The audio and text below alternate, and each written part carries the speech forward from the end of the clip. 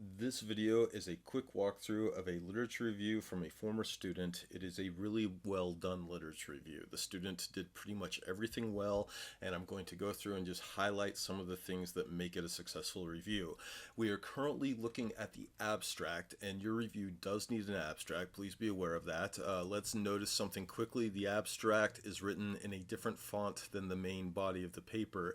Here we're using a serif font. The abstract up above is using a sans serif font. And let's talk about abstracts.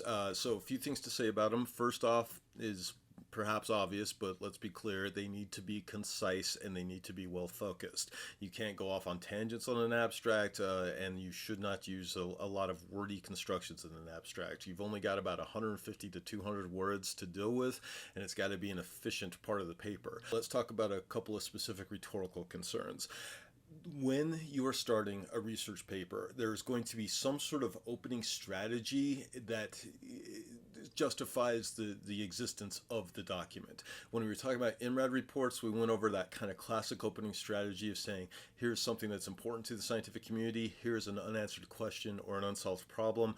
This report answers that question, or at least provides a step towards answering that question. With the literature review, it's a slightly similar move. It's not identical, but it's trying to justify its existence by pointing to recent developments. So literature review should focus on stuff that has happened recently, and in doing so, it's sort of implicitly saying things have changed and it is worthwhile to revisit this area of research right now. Thus, this literature review is useful for a current understanding. Now, you can see the student doing this with the specific language she is using, and again, this review is on Canvas. You can go read the entire abstract and read the entire thing if you'd like, but just, buzzing through this abstract, we see the word currently, as of now, currently, and the student is definitely aware of this opening strategy, and she's incorporating that into the abstract. She's kind of saying, here's a series of things that have happened recently, or that inform our current knowledge of this area of study. Now, another thing an abstract should do is to give the specific key terms that other people would be looking for if they were trying to do research on that topic. So here you can see she has identified the specific types of stem cells that she's going to be talking about in this paper, and that is well done. Like the technical terms that article might be archived under in a database, those should appear in the abstract. And finally, the abstract should end with a quick, straightforward statement about the scope of the document, like what it actually does. This review examines the research done on these types of stem cells and their differing levels of progress and utility. So that's a very straightforward sort of preview statement, and that should exist both in your abstract and in the introduction. So the abstract is well written, it's concise, it does the rhetorical move that it needs to do, and then not to be too repetitive, but you will get a certain amount of that in the opening of the paper as well. We can see, here's the word currently, that is referenced today. I think she's got the increasing occurrence, and then currently. These are all like quick little rhetorical moves that help give the topic a sense of current importance, and the student is definitely aware of the need for this. In recent years, researchers have yada yada yada. That sort of phrasing helps justify the existence of the review. It sort of says there is a reason that this is a worthwhile document to get into right now, and then there will be a preview statement essentially saying this is what this literature review is trying to accomplish, and the student does a nice job with this. We have two sentences here essentially defining the scope of the review.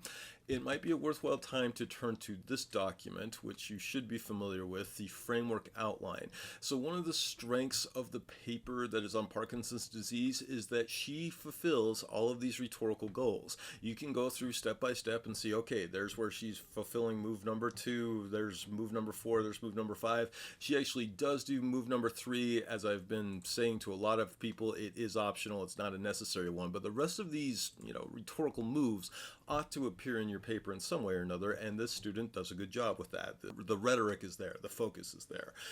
So then we get a section following the framework outline on the history of Parkinson's disease. I will probably skim through that.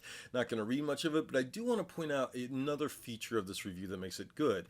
As you're reading through this, you see a number of different sources contributing to the information, and the citations are coming pretty constantly here. So this is a good example of what a review should accomplish, in that she is taking information from many different sources and cobbling them together in a way that is original. It's not just the same source cited again and again and again. again. As you read through this document, you rarely see moments where a source contributes much more than a paragraph at a time. Now, this is not to say that you don't get multiple citations for the same source. You do, but my point is that she has a really good structure that incorporates numerous different articles and puts them in order in an original way that to some degree makes it her own creation.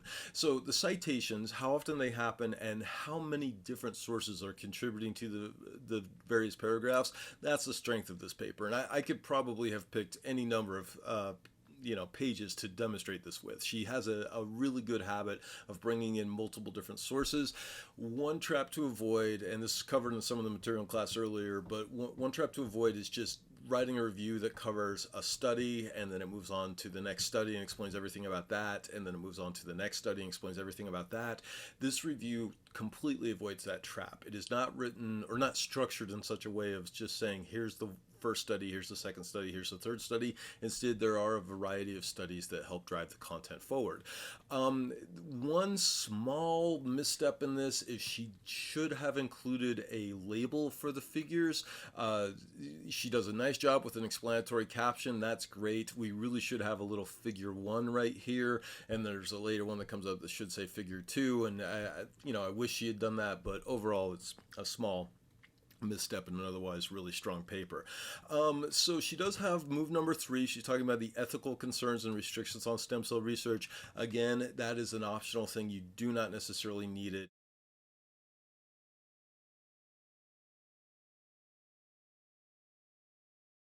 So moving on down the paper, I want to get to a section on page 9. So this section of the paper on page 9 does an admirable job of walking the reader through the ideas and demonstrating a sense of connectedness in the writing. The student is a really good writer, and she manages to connect the ideas effectively through various different techniques. One of them is the old to new technique, which was covered by Gopin and Swan, and there was a video posted on that. Another thing that she does, and it's demonstrated on this page, is to give these signal words. This word however, also, moreover. These are words that kind of allow the ideas to connect together in a bigger sense. It's not just factual statement after factual statement. Instead, it's factual statements that are in some way contextualized by these transition words. There is also a tendency to use the old to new technique in this paragraph. You can see several points where she will start a sentence by bringing up something that was mentioned in the previous sentence. To take one example, these positive aspects of BMCSCs, and that's a quick demonstration of the old to new technique. It is happening constantly throughout this paper. She's very much in the habit of starting sentences by referencing things that came previously, and because of all of these techniques, the writing overall is quite good. And again, not to belabor the point, but also notice the citations. The citations are appearing regularly within the paragraph, and they are from a variety of different sources. While we're on that topic, I want to quickly show an example of bad citation structure. So this is just to kind of demonstrate a bad habit that students occasionally have. They will write a series of statements that are factual in nature that obviously are referencing some other source, but we don't get the citation until right at the very end. And then there will be another paragraph full of facts, full of hard content, and then there's not a citation until the very end. Please do not do this. This is not the way the citations should look. Instead, we can look at this paper right here is an example of good citation methods. She's putting them actively, like midway through the paragraph, wherever the source is relevant, she's including a citation for it. And that's part of the strength of this paper. And again, we're seeing right here the old to new technique. She's starting a sentence with old information. This pluripotent nature, that's a reference back to the previous sentence. Here she's talking about ways to create these stem cells, and then we get a sentence that starts other ways to isolate HESCs have since been developed, and that is a reference to the previous sentence. These advances, there's a reference to the previous sentence. She is constantly writing in this connected fashion that allows the sentences to link together well. Let me skip down towards the end. So the end of this paper is doing exactly what it should do. She is looking towards the future in some way. She's saying what future research is important, or what goals remain for researchers in the future. Again, if we were to look at this overall document rhetorically, she's doing a great job following the structure laid out here. She's nailing it when it comes to the actual content and fulfilling all the rhetorical goals. Ends with a reference page. Notice it is alphabetized. That is the way that you should do it. Do not put your references in the order that they were cited in the article. That is something that copy editors will tend to do in journals. For student papers, almost always, or submission papers, I should say, almost always it is better to have the sources alphabetized at the end. So again, I'll skip back up to the top here. This is the sample review on Parkinson's disease and stem cells. It is not the only student sample that is on Canvas. There are several others and they are all good. You should try to do the things the student does. It is a polished document. The citation is consistent. She is following the rhetorical goals of the assignment, and she's using good writing techniques to make a connected and clearly written document. It's good work.